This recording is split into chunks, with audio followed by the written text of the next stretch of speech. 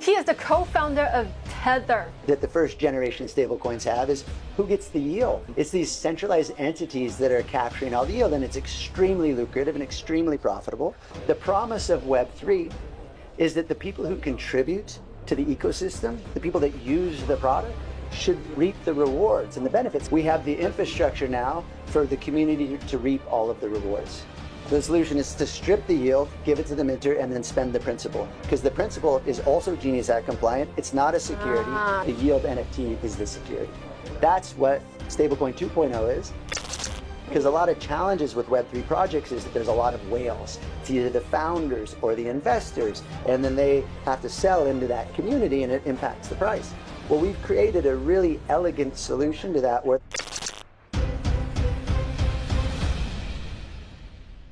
The most important guy in crypto is sitting next to me. He is the co-founder of Tether, ladies and gentlemen. Reeve Collins, he's also the co-founder and chairman of STBL and WEFI. A lot to talk about. Thank you for being here. Absolutely. Thank you for having me. You know what is crazy to me is in crypto, we have been using stable coins for a long time. And then institutions are just catching up and then we're like, yeah, we've been doing this for a long time. But you are looking at us and be like, well, when I started, it wasn't even a category, Yeah. which is crazy to me. What was the story like? How do you even come up with the concept that I'm going to put the dollar on chain? Yeah. Well, if you go back 10 plus years to 2013, when we first had this concept, so back then there was just a couple of cryptocurrencies, Bitcoin, Litecoin, Dogecoin, I mean, just a handful. Yeah. And Bitcoin was this fascinating new type of foreign currency, but it was based in code, right? People didn't really understand it, but it was this new currency. But what was really interesting was how it moved. It moved globally, instantly, and for free. And so while not a lot of people wanted to trade Bitcoin, the utility, the functionality of it was pretty incredible. And so that's where the idea came up. It was like, oh, let's put the dollar on the blockchain. Let's enable dollars, euros, yen to move globally, instantly, and for free. Wouldn't that be amazing? Wouldn't it be amazing if anyone in the world could get a dollar that didn't have a bank account? And so that really was the impetus of it. And so back in 2013, we kind of had the idea, really launched it in 2014. And the first real use cases, and this obviously there wasn't a name stablecoin. I don't even know when that category came out. Probably not even until 2015 or 16 when people actually started saying, "Oh, it's a stablecoin." Yeah. But we created USDT, and the exchanges used it at first because they're the ones that really needed to move money, so they moved the money amongst them. Then the traders used it because they wanted a stable pair to trade Bitcoin against, and then eventually it started. More and more people started using it because it was a better way to move money. So that's the quick history of the origin of it. And now today, that concept, right, the ability to move money globally, instantly, and for free, has become the foundation of the entire cryptocurrency ecosystem. And finally, now that the regulatory winds are at our back and the road is being paved, the institutions are finally getting involved. They're like, all right, yes, this is much more efficient. This is much better technology to move our money with. So let's figure out how to play in this world. It feels like I'm watching a documentary on the history of this thing, but you are the main actor in it. And you are, I'm imagining you just said, we decided or we planned. Do you sit at a dinner table and be like, we want to move money freely? How does that work? Well, I'm trying to imagine. The idea came up, and then I was the CEO. So as Right. the co-founder and CEO, I created this. And so I really led the charge in the beginning. And Right. really, I had two co-founders at the time. Main co-founders there was Brock Pierce and Craig Sellers. And then some principals from Bitfinex got involved, and then they eventually took it over. And we sold that company to them. And then really call it 2017 when the ICO boom hit the world. That's when Tether really took off. But those guys are really responsible for the meteoric rise of Tether. We put it all together, built all the technology, but the real momentum didn't start until 2017 on. Because that's when the world really was ready for it, because now 1,000 new coins hit the scene with the advent of the ICO. So yeah, it was an extraordinary contribution to the ecosystem Right. was to deliver the stablecoin. And now today, what's next? What are the big issues with stablecoins? There's two main issues. The main one, or the first one, is the backing. So a lot of the FUD that you hear, a lot of the issues is like, oh, is Tether really backed? Or do these stablecoins really have the money in the bank to back them? And so we've solved that with stablecoin 2.0. So all the collateral now can be on chain because treasuries back the majority of stablecoins.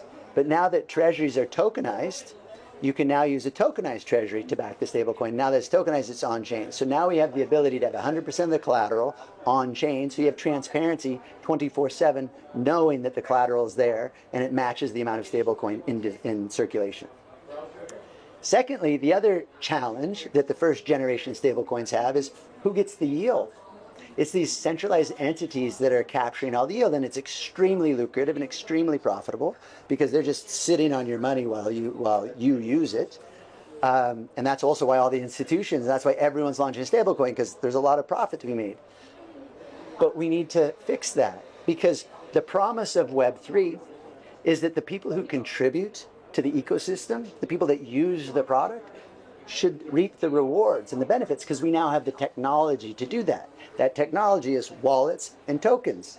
And so in a Web3 company that has a token where the value from that community should accrue to, well, that's what stablecoin 2.0 is.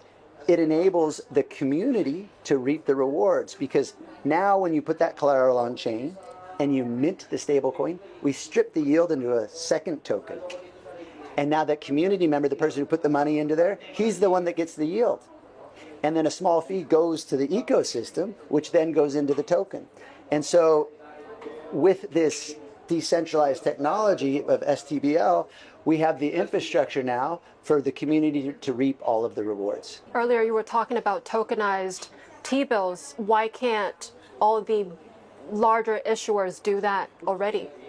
Well, so this is why we've coined stablecoin 2.0 that solve these two issues, putting the collateral on chain and giving the yield to the users, because STBL might not be the company that wins in the end. I firmly believe it will because we're the first, but I believe it's a movement that we've created because now that all the collateral can be on the chain, like you just said, well, why aren't they doing it? I believe they will. And now that we have a mechanism to provide yield to the users in a Genius Act compliant way, that's probably too much detail for this, but in very compliant ways, I believe everyone will also do that. Because if you're a user and you want to put money in the system, you might as well get rewarded for it.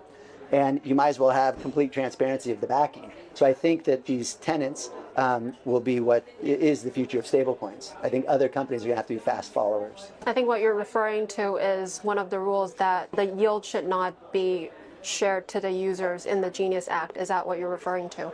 So, yes, the Genius Act does not allow for yield-bearing stablecoins. Right. So yield-bearing stablecoins were the first solution to how do you share yield with users. There's two challenges with the yield-bearing stablecoin. One, it's an NFT. One, it's a security, and two, it's non-compliant in the U.S. when the Genius Act rolls out. But three, and most importantly, it becomes an investment. Now you're earning 2 or 3% on your cash, but you have to sit on it. You have to sit on that stablecoin and earn it. Wouldn't you rather be able to earn that yield and spend the stablecoin? Right. Because if you mint it, right now, let's say you give $10,000 of USDC. Well, USDC, the company, is making the yield on your 10 grand while you're spending it. But instead of allowing USDC to be the issuer, why don't you mint the $10,000 of USST and you keep the yield? So now you keep the yield and spend it. And so that's why the yield-bearing stablecoin isn't the solution. The solution is to strip the yield, give it to the minter, and then spend the principal. Because the principal is also Genius Act compliant. It's not a security. That is the smart. yield is the yield NFT is the security. Can I know what is the difference between this design and Athena? I know that their yield is from different strategies. Of course, it's very different, but the layered token concept, is that the same? No. So when we started Stable, everyone's like, why are you doing another stable coin? Because there's lots of stable coins coming out. Right. So unless you do something significantly different and at least 10 times better, then there's no point in joining a Me Too movement, right? So that's why we've evolved the stable coin. And so it's not like Athena. Athena is a great company. The way they generate yield is super unique and novel and powerful. But still, it's a yield-bearing stablecoin. You get the yield by holding the token. Like we split the yield, and so you get to spend it. I see. So our yield is generated from treasuries and money market funds within the U.S. for the Genius Act compliant portion. And then non-U.S., we're a stablecoin infrastructure. We have a product called ESS, which is Ecosystem Specific Stablecoin, which is a fancy word for a white label stablecoin. So we offer institutions and governments and large organizations the ability to mint their own stablecoin. Okay. And the reason why that's so powerful is because then they get to choose the backing. So Athena has its yield-bearing or yield mechanisms. Our Genius Act compliant is backed by treasuries and money market funds. But if you're in the rest of the world and you don't want to use treasuries, you want to use like credit or different types of assets to back it, you can get 5 to 10% instead of 2 to 4%. And it's still just as safe and just as liquid, but it's just higher yielding. So in the future, these big corporations or people who are minting can utilize other RWAs as backing as collateral for the stablecoin. Because another big narrative right now is RWAs. All these traditional assets are coming on chain. But when they come on chain, they're still the same as the traditional asset. They just have the characteristics of being on chain, a lot more liquid, easier to use, available 24/7, etc. But it's still the same. However, being on chain now increases the utility of it, meaning if there's more utility, that means more yield. And the main way to increase the utility of an RWA is by utilizing it as backing for a stablecoin. So that using RWAs as backing of a stablecoin is going to be the killer app, the killer use case for especially on-chain treasuries and other high-quality assets that are being tokenized. So that's going to drive more and more traditional assets to being tokenized, is because they can be used as collateral for stablecoins. We have a lot of different stable coins already, but I think it feels like people are more used to the ones that are being backed by very liquid and, of course, they say cash or short-term T-bills. If I'm trying to picture this world where my stablecoin is being backed by real estate, a piece of real estate or whatever in Dubai, then I would not feel as secure. Yes, and it's a great point, but there's a wide range of RWAs coming on chain between T-bills and real estate.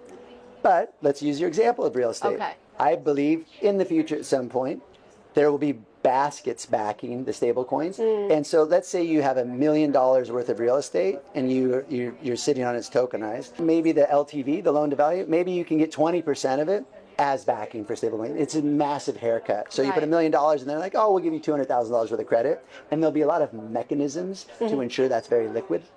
So those type of structures will be coming in the future, and you will be comfortable. You're like, okay, fine, yes, it's backed by this massive basket, but here's a lot of math that proves that those assets are liquid enough to ensure that the stablecoin is backed. So it's not an algorithmic stablecoin. Oh yeah, of course. It has hard asset backing with just different formulas for how much of that asset you can use to back the stablecoin. Should we come up with different names for different types of stablecoins? Because for a lot of newbies that come into crypto, they're like, oh, it's all called stablecoin. So the risk behind it should be the same, but it's not. Well, but there are different names. So stablecoins is a category, but there's asset-backed stablecoins, and there's algorithmic stablecoins, and there's hybrids, and delta-neutral hedging strategy stablecoins, which is Athena. So there are lots of different ways to back the stablecoin, and the user gets to decide what makes the most sense for him. And this is where, in the future, large institutions and companies and enterprises, they will have their own money. They will issue their own branded currency.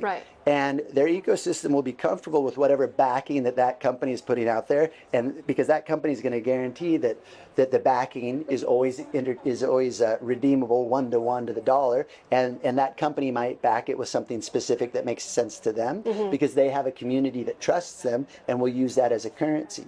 And if it's built on top of STBL, that means that they've minted USST, And so when it's in their ecosystem, it will be backed specifically by their backing and follow their rules, but only that ecosystem might accept that stablecoin. But if that user wants to take it out, they can instantly swap it for USST and then spend that everywhere else. Earlier, you were talking about how, stablecoin issuers, their margin sounds like it's going slimmer compared to what it used to be, how they trap all the revenue, right?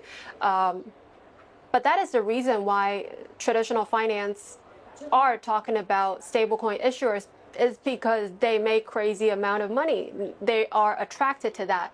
But what happens when it becomes something that is, in their view, less profitable? I don't know if it's necessarily because they make crazy amounts of money, right?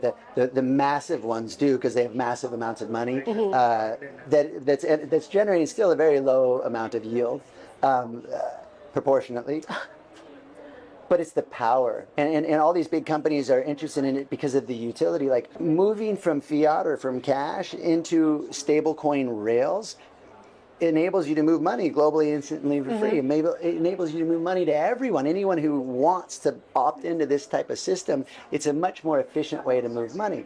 So if you think about the future and where we're going, because a lot of people think, well, what if stablecoins, is a stablecoin going to replace the dollar? The stablecoin is a dollar. It's just formatted differently, right? So stablecoins are still backed by fiat currency. Fiat currency will always have its place in this world. It's just that this is a more efficient and better way to move that fiat currency. It's just like prior to sending emails, you wrote a letter. Pretty inefficient. Now sending emails, super efficient. Prior to stablecoins, you used the bank. Pretty inefficient. For some countries, really inefficient or not even accessible, right? But now you have blockchain, which is super efficient. Now that the large institutions can utilize blockchain technology because of regulation, they will. I believe that as much fiat money, as much traditional money that can flow into stablecoins, it will, because these big companies would like to push all of their money into their brand of stablecoin because it creates more profit, as you said, but also a lot more efficiencies and ease of use and utility for them. Companies like Walmart or big retail companies, they are exploring their own stablecoin. But I am guessing, this is my assumption, that they want to trap the value within their own ecosystem. For example, if you get paid in their own stable, then maybe I can use that stable to pay for ad services, for example. Is this assumption correct? Are we heading to a world where every large company has their own stablecoin, but then the liquid aspect of stablecoin is gone if everyone has their own little ecosystem? It's an excellent observation, and I couldn't agree with you more that all large companies are going that way. Right. I believe for sure that these companies are going to start issuing their own stablecoins because, yes, right now, let's use Walmart as an example. Tens of billions of dollars flow through the Walmart ecosystem, right? They pay people globally around the world, suppliers, vendors, customers, everything. All this money flows around, but it's cash. Walmart not only doesn't earn any money on that cash, they pay a lot of fees to move that cash, especially if they need to exchange it into different currencies around the world. If they could just create Walmart coin backed by dollars and every vendor in the world accepted it, think of the efficiencies they would have. Not only the efficiencies, in addition, the fact that now that Walmart coin is, whether there's tens of billions of dollars of Walmart and people are using the token, now they're getting yield, interest on that tens of billions of dollars of Walmart coin. Right. Your next question was, okay, now if that ecosystem has its own currency and this one has its own currency and this one has its own currency, there will be clearinghouses to make those interchangeable and swappable and fungible, right? And what's going to make those transactions easy, because this all sounds complicated, right? Blockchain and crypto and stable coins and the 25 different L1s out there. It is complicated. Do you want USDT on Ethereum or on TON? People don't need to know that stuff in the future because AI is going to run the transactions for them. And so if there's hundreds of different stable coins and you've got Walmart coin and I've got Amazon coin, like we're not going to care. All I care about is I get $1 worth of value and you get $1 worth of value, and the AI is going to do all of that interchange and all the complex stuff in the background. Like it's not going to matter what's under the hood. So what I'm seeing is the same thing, but just underneath the surface, it's different companies. Because all you're going to care about is moving some value to someone, doing a transaction. Right. You're not going to care which blockchain or which token or which anything. Absolutely, yeah. Everyone cares about it now for two reasons. This past decade, people have made so much money on the infrastructure. Do you think anyone really cares how an L1 blockchain works? No, it's super complicated. It's the most complicated areas of finance and cryptography that there is.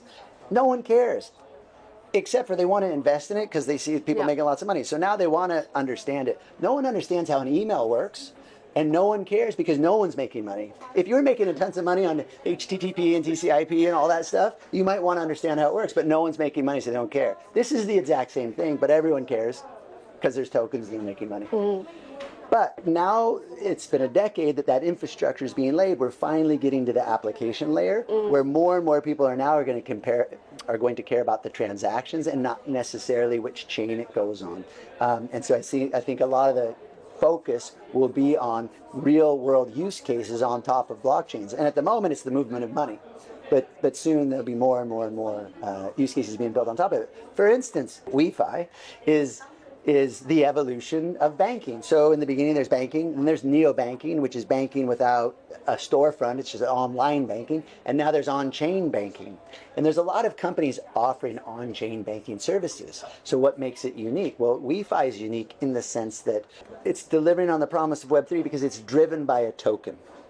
And this token rewards all of the community members. So when they transact and utilize the financial services that WEFI provides, all those fees get recycled back into that token, and that community is rewarded. And we've created a really unique structure where all of the tokens are owned by the community. Because a lot of challenges with Web3 projects is that there's a lot of whales. It's either the founders or the investors, and then they have to sell into that community and it impacts the price. Well, we've created a really elegant solution to that where that token is only generated and given to the community. And then there's equity value. So the equity value gets paid for delivering world-class financial services.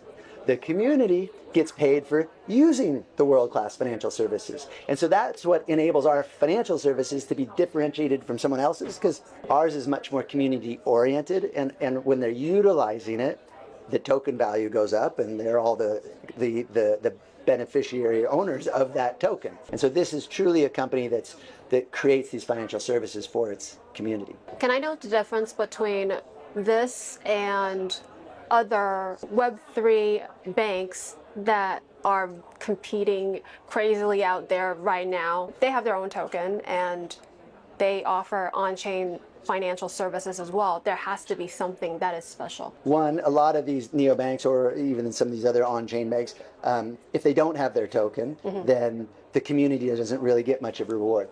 If they do have a token, we are the only ones where the community is the only one that has the token. 100% of that token value stays within the community, and all of the fees and everything reward those token holders because they're contributing, they're using the financial services. There's equity holders, so we have two ecosystems, and the reason why it's so important for the equity holders is the equity holders get their value by creating world-class financial services. When we create great financial services and more people use it, then the equity's worth more. When more people use it, the token's worth more. So we've actually created a very synergistic flywheel that rewards the people that should be rewarded, which are the founders and the investors, as well as the community. Because in the past and until now, the community is never rewarded. The community is typically rewarded with the utilization of a product. Think about Facebook or any traditional product like a company. The users of it get entertainment value, get some utility, get something out of it, but they don't get financially rewarded. That's what we've finally solved, and we've solved it in a very elegant manner where both the equity is worth something and the tokens are worth something without any whales trying to sell into the community. I think you just brought up something really interesting.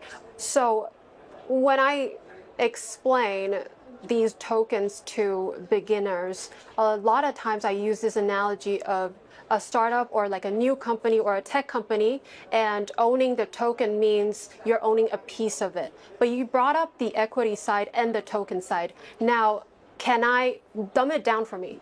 If the equity goes up, does that equal to the token should go up as well? It depends on why the equity goes up. Right. So the equity in a company like this would go up the larger the community is. The larger the community is, the more the token goes up. So that's a synergistic flywheel. Traditionally, in a lot of companies, if the token goes up and the founders and investors own 50% of the tokens and it goes up, they're going to start selling and selling and selling, and they have massive amounts of float to sell.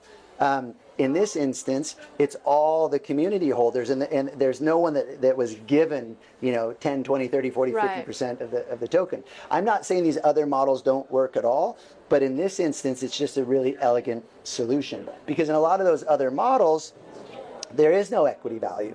It's just token value. So I'm not discounting, because Stable is all about the token value, right? And me as a founder of Stable, I have tokens, right? And so you still can do it responsibly, but with WEFI, it's a really elegant solution where you can have this services business where you're providing financial services. And how do you compete with other people that are providing financial services? Is you have a token that truly rewards the community without fear of whales dumping.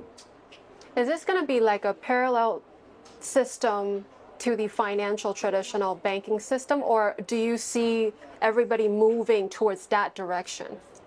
100%, I see everyone moving towards that direction. Because what that direction is simply financial services done in a hybrid manner, meaning, again, all you want to do is transact in USD or some other currency or whatever it is that you might want to transact in, or crypto, but you want to go to one place and have all those things. And so soon, large traditional financial institutions will enable you to transact with crypto. Soon, I don't know when, but in like the really large ones might take a very long time. But I know for a fact, very soon, there'll be a lot of financial institutions that enable you to transact with dollars or with crypto.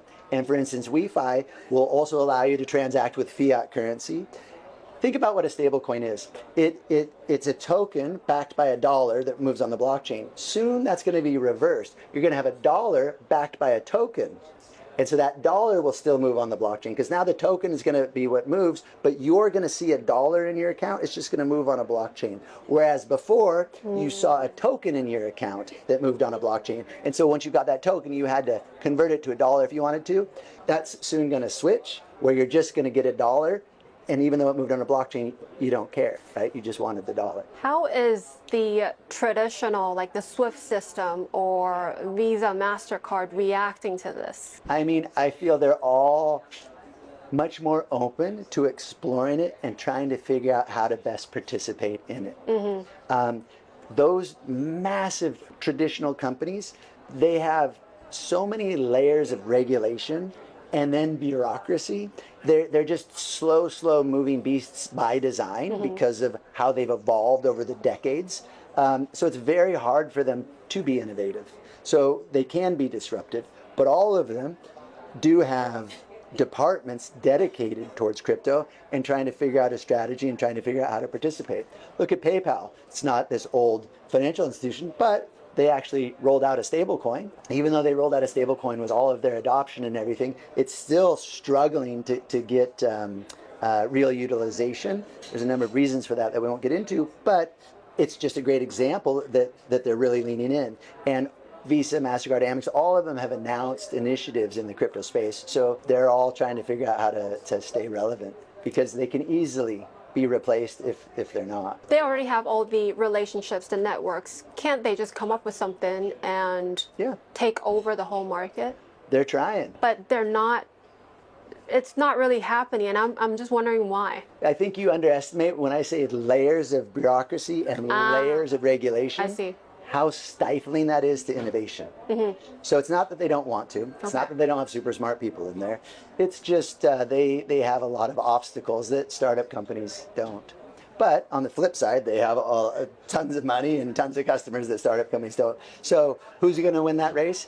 We'll see. I don't know. When you talk about this, it's more like vision, and you seem like you can see very far ahead of future. But if we talk about what's happening now with all the bills, legislation, all the boring stuff, what do you think when people say stablecoin is the US government trying to save its debt problem? Stablecoin is a big category. Right. And is the proliferation of this category and the fact that there's now a new category, a new customer to the U.S. government, that customer is stablecoin issuers. That's why the U.S. government said it has to be Genius Act compliant, meaning you can only back a stablecoin by U.S. dollars. And so anyone who wants to operate a stablecoin that's accepted in the U.S. will be backed by U.S. dollars. But I also believe stablecoins, the rest of the world, will be backed by other things as well because they're higher yielding, other types of financial instruments. And is the government trying to solve its debt? I don't think it can solve all its problems just because there's one extra customer buying a couple $100 billion of treasuries. Their problem, it's great and it's a step in the right direction. And it's great to see the government leaning in and paying a lot of attention to it. But I can't even comment. It's such a complex issue to solve. But I think it's just an excellent use case for treasuries. That's for sure. And the backing is going to expand beyond that as well. What do you say to countries that are so not ready and so far behind when it comes to stablecoins? That it's coming, and that a large percentage of their population in those countries are utilizing them in some way, shape, or form. And maybe a large percentage of their population is overstating it. I always get asked how big's the market, how many people are using stablecoins and crypto, and to me, everybody. But I know that that's not true, right? I just kind of wish it was, and in my world it seems like it because that's where I exist. But as the ease of use and access to crypto and stablecoins, and this is what WEFI is trying to drive, trying to create a really elegant, easy to use for end users solution to crypto and better banking experience. As that becomes more and more common, more and more people will utilize it, and those countries, their regulations ideally will catch up. I have a question. When it comes to smaller African countries with crazy inflation, what they do is they try to trap their own currency inside their own system. What happens if stablecoin is so common, these very weak currencies? Do they just all of a sudden disappear and everyone start using stronger currencies? Well, let's put it this way. If it was up to the citizens of those countries, then yes, their local government's currency would disappear. If it's up to the government, they're going to fight to the death to not allow that to happen. So it just depends on how good they are at stifling that revolution. But all they can do is try to put a lid on it, and they can't stop it. And the people are going to figure out ways around it because they're going to want a more stable currency. And that's what's driven a lot of the global adoption for stable coins, is because the invention of the stablecoin democratized access to US dollars. A lot of the countries that you're talking about would love US dollars. They never had the ability to have access to them before, and now they do, simply with an internet connection. And so for the government to truly shut that down, very hard. Some of the countries are exploring a stable coin that is within their own country. It's not like a US dollar stable coin where it's free flowing. Yeah. Sometimes it's due to the culture, it's due to policy. How does that change when you picture the future and the landscape of stable coin? Do we get different stable coins in all different countries? Some are open, some are closed. How does that work? I believe that there'll be lots and lots and lots of flavors of stablecoins. Yeah. And again, there'll be some clearinghouse where those stablecoins can be exchanged, unless it's a country that says, because it's also programmable, that country might say, no, this token cannot be swapped or exchanged or used in anything other than these whitelisted wallets, right? So it's really going to depend on the policy and the rules put in place for that particular token. I am very curious, how do you look at the world? Because you're always so early on things. Which isn't always a good thing. Sometimes you're too early. But I will say I look at it with a slightly optimistic view. right? I like to, we can all be optimistic or pessimistic, and I'm an entrepreneur at heart. And to be an entrepreneur and to start businesses, you just have to believe they're going to work. And if you're pessimistic, you probably aren't going to believe the crazy ideas are actually going to work. And so when you ask, how do I view the world? I do view the world as embracing this technology. And I view some governments accelerating the adoption and some governments trying to stifle the adoption. But I also firmly believe that they can't stifle it forever. The best analogy I use is Uber. When Uber came out, it was essentially illegal in a lot of places, but the people demanded it. It was such a good service. Once that genie was out of the bottle, once people experienced it, both the drivers and the customers were like, this is 100 times better than taxis, and it provides jobs for everyone. The protests when they banned it, right? There's protests to ban it from the taxi companies, and there's protests to unban it after they banned it. And eventually Uber's ubiquitous, right? So this is kind of the same, which is some countries are going to stifle it, but the people are just going to demand it, right? Because it's a better financial infrastructure on a global level, and it plugs every person in the world into the same structure. Whereas before you were very siloed into your country, but now you have a global solution. And so I really don't think it can be stopped. It can be slowed down, which it has been, but it's coming, right? And at the end of the day, who wins? The people. They have better financial services, better ways to do business, better currencies, better ways to earn money. Imagine people that never had the ability to do a $10 investment before. $10 is a lot of money to them, but no one could do an investment. But now those types of products and services are coming. People will be able to do these micro investments and make a little bit of money to us, but a whole lot of money to them. It's an amazing thing. The challenge is when it comes to real world asset now is how do you verify that this token actually represents this actual asset? And I think a lot of people are trying to solve that. How far away are we? Is it very close? Well, it depends. It's a great insight, and that's where regulation comes into play. Because right now it's, trust me, bro, here's the token, the money's there. When it's regulated, it's trust me, but if I'm lying to you, I go to jail.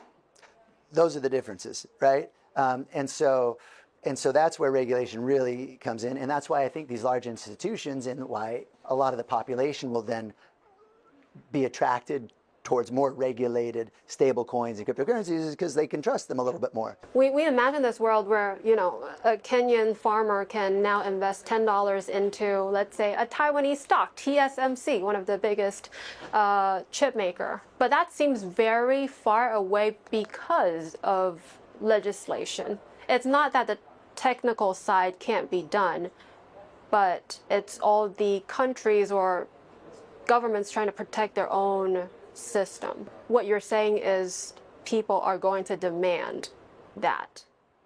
Yes. And well said. I am just trying to picture how early you are on this, and I'm like, is this 10 years or is this 3 years? We don't know. No, but I feel progress is inevitable. And again, you can slow it down, but with my optimistic view, I don't think you can stop it, and I hope you don't, and I hope that some governments will embrace it and offer this, and then when other governments see that these people have done it and they've done it responsibly, then their people will demand it. It's also the debate around CBDCs. Everyone says, is it a good thing or a bad thing? I'm like, it depends on which hat you have. If you have the government's hat on, it's the best thing in the world. If you have the citizens' hat on, their freedoms are restricted and controlled, and their currencies are even more controlled than they were before. Will governments roll them out? If they can, they will. If they can't, because the people, there's more of a democracy and they can't get away with it, they won't. This is eye-opening because I talked to a lot of lawmakers in Asia, and a lot of them are talking about this because it's on the news and because it's after Circle went IPO. It's such a huge thing because the traditional finance now care about it. But I think it is so much bigger than that, and they should really listen to this episode. I hope so. I would love to have you back later in the future, maybe talk more about your ideology, because I find it really interesting. No, I'd be happy to. Yeah, thanks for the questions. And you do have a great insight into the market and where it's going. And look, I just believe in this technology. I believe in delivering on the promise of blockchain. So the the democratization of access to dollars or to better currencies and to better financial infrastructure and systems. And then Web3, right? We have the technology now to reward the community, to reward the people that are putting money into whatever ecosystem they're participating in. And so I want to see more and more companies delivering on that promise. And that's why I enjoy these conferences and talking about it, because the more people realize what the potential is, then the more they'll dive in, and the more that inevitable future that I believe is coming will happen sooner rather than later. Or you can just chill at home and people will demand it. That's right. A little slower though. Yeah. Thank you so much for your time. Such Thank a pleasure. you.